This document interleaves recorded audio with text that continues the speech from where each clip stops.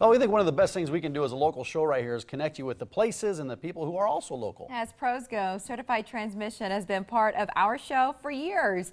It's about answering the questions you have about your car so you know whether a trip to the shop is in order or if something's just no big deal. Yeah, here to answer a new round of questions this morning, Peter Fink from Certified Transmission. Good to see you, Peter. Hi, Peter. Hey, morning. Love to be here, you know. Been here for a while. Years. I think probably five and a half years. Yeah, I like think that. it was shortly after the show kind of started or something we like that. We love that because you're so good to our viewers to come in and do this. Well, I wonder how many questions you've answered over the years. Well, there's been a few. We do three every segment. Let's get to the first one. This one's from Mark. He writes, I have a 1998 Dodge Ram with 120,000 miles on it. The last time I had the transmission serviced was at 60,000 miles. Everything works fine now. I've heard some people say with a vehicle that age, it is best not to change anything if it's running well. What do you think? All right, great question. There is that kind of rumor out there on transmissions, and it was kind of developed around older Ford vehicles when they used F-type fluid, which really goes back a long time ago. But what would happen is the fluid would varnish really, really bad, and transmission fluid has a lot of detergents in it. It would clean that varnish off inside the transmission and it would plug up the filter. Of course, then the transmission would quit moving. Then, okay, next thing is now I need a transmission. Okay, so that's where that kind of came about. If you change it on a regular basis is 50, 60,000 miles for a lot of people. If you did it at 60,000, there should be no problem doing this at 120, okay, and stuff. But you do want to change the filter. A lot of again, the quick lubes, they don't drop the pan and change the filter. They'll flush it through the cooling lines, and then that old filter will still stay in there. That's like changing your oil on your engine and not changing the filter, okay, and stuff. So that filter is really, really critical. If the fluid's a good color and not black, okay, or severely burnt and varnished, it's always better to change it and change it with a filter, okay, and stuff. You'll have no problems. Like I said, that is a great question. We hear that quite a bit, okay, and stuff, and people have a great concern about it. But if the fluid is decent color, don't worry about it. It's way better to change it. Are the filters expensive to change this? You know what? Like there are different qualities of filters, okay? Again, I don't want to put the parts stores under the bus, but it's a lot better to buy a filter from the dealer. You'll pay probably $50 for it, where at the parts store you might pay $20. Yeah. There is a difference between the filters, okay, and stuff. At our place, we always use the $50 filter, so unfortunately I got to charge more, but it is a much better filter, okay, and stuff. You can feel you can stand behind the That is correct. That is correct. We've done a lot of testing and seen it, and the cost of parts, there is a difference. It isn't somebody marking it up and making extra money. Okay. I feel like in your industry, though, that's one of the things as consumers, we feel like somebody's looking to gouge us, so you're always skeptical. So it's nice when you say it's worth the money. It's very hard. I mean, one part's $10, another one's $50. Yeah. Wait a second, they look the same, okay? But no, there is a difference. There isn't somebody making that extra money, okay, and stuff. Let's move on to our second question. This one's from Melissa. She wonders, why does my 2005 Subaru Outback need premium gas? What'll happen if I use regular? Great question.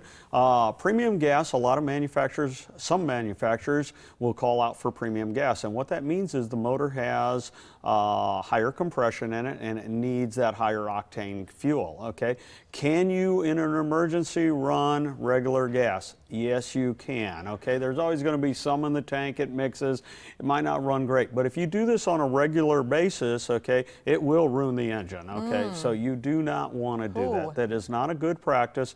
It is worth the money. I mean, you have to do it, okay? I mean, this is one thing you might want to research when you buy a new car. And sometimes, usually they're associated with a performance car. The Mustangs, the Camaros, a Corvette, a Viper, things like this, they want premium gas. But there are some BMWs, okay? Escalade, Cadillac Escalades usually use premium gas, okay? Obviously the Subaru does too, okay, and stuff. So one thing to kind of consider, I don't know that it would turn me off if I really, really like the gas, but that's not the place to save money if you're looking at a new it will engine cost you. The old saying of pay me now or pay me later definitely will come true on that one. So. But I've heard you say premium gas gets you more gas mileage, gets you better gas mileage. It usually does because of the octane in there and different. And of course, they probably have ethanol in there, but ethanol helps you get lesser gas mileage, okay? And so as the alcohol content goes up, your gas mileage goes down. That's why E85 never gets you the same kind of gas mileage as regular.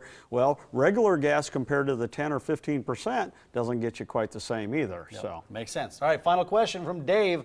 Dave says, I have a 2007 Suzuki Grand Vitara. When lifting the accelerator quickly, I hear a small pop or thud noise. Not loud, but when the radio is off, etc. It does it most on quick decel actions with the pedal. It has 83,000 miles and has been serviced regularly. What could the noise be? don't turn the radio off. No. You know, when I heard this here, the first thing that came to mind was I think it might have an exhaust leak, because if you let off the gas real fast, it sucks in a little bit of oxygen in the exhaust and there'll be a little bit of pop. That's not usually a thump, okay? So the thump kind of throwing me here a little bit. Is a thump or is a pop? Pop or a thump? Okay. But I guess it could be both, okay? And then the next thing that you might want to check is the rubber mounts on the engine and the transmission, okay? That's probably what I'm thinking are probably bad or going bad, might got oil soaked at one time and they're starting to flex. And if they start hitting a little bit of metal or something, they can make that popping noise and probably a thump also. So probably I'm going to lean towards more the motor mounts than the exhaust, okay, or stuff. But I've seen the exhaust do it. You let off real quick. If you got an exhaust leak, man, it'll pop and, you know, it doesn't sound great and everything else, okay? Either one needs to be fixed. Get it into a shop. They can check the mounts for you. If they're not bad, then we need to see what else it is. Check the exhaust, so. Okay. Yep. Peter, thank you for, I know we had one certified transmission related question in there, the first. We could That's get you, great. which is usually all right. Peter's like, we specialize in transmissions. Hey, and, we'll take on all of them. and your question could Thanks, be Peter. featured during our next visit with the crew from Certified, whether it's Peter or Amanda. We've seen a couple of folks come through. A few ways to get those questions to us. You can email talkback@omahamorningblend.com. Leave questions on our Facebook wall. The hub, it's omahamorningblend.com. Spring